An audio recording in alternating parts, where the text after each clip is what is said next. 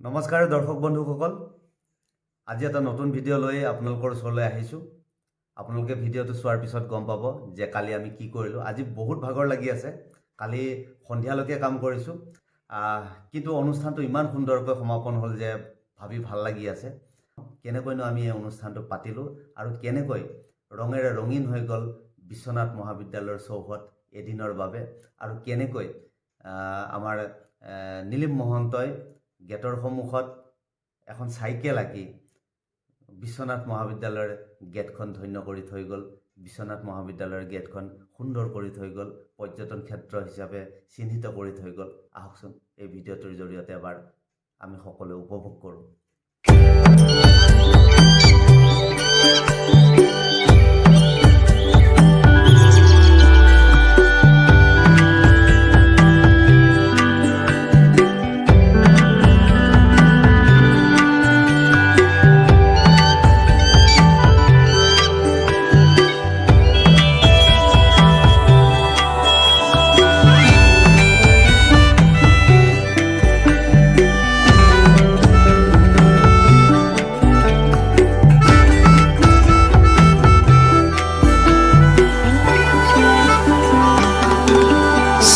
শিলা শিলা মই তোৰ আকাশৰে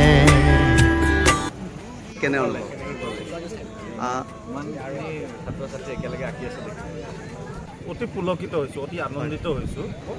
আমি দেখিলোঁ যে অভূতপূৰ্ব সঁহাৰি ইয়াত আমি দেখা পাইছোঁ আজি, আৰু এনেধৰণৰ এক সৃজনশীল যিটো চিন্তা চৰ্চা, সেই চিন্তা চৰ্চাৰ বাবে মই সঁচাকৈ আমাৰ ছাত্ৰ একতা সভাৰ সকলো বিষয়ববীয়াক মই ধন্যবাদ দিবই লাগিব।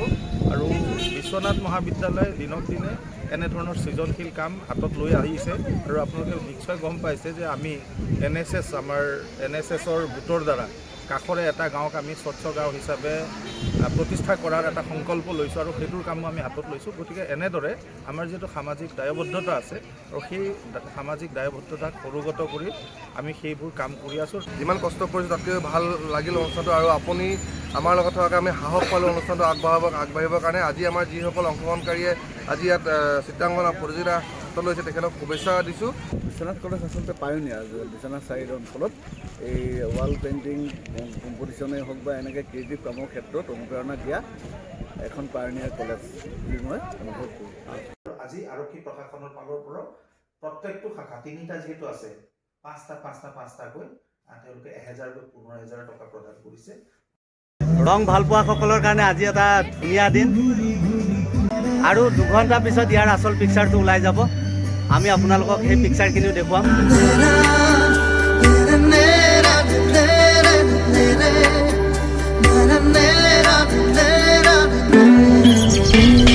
বৰষাৰে এই গুণগুণ ৰুণুক জুনুক সুমধুৰ উৰিব নোৱাৰো বৰ কামোৰ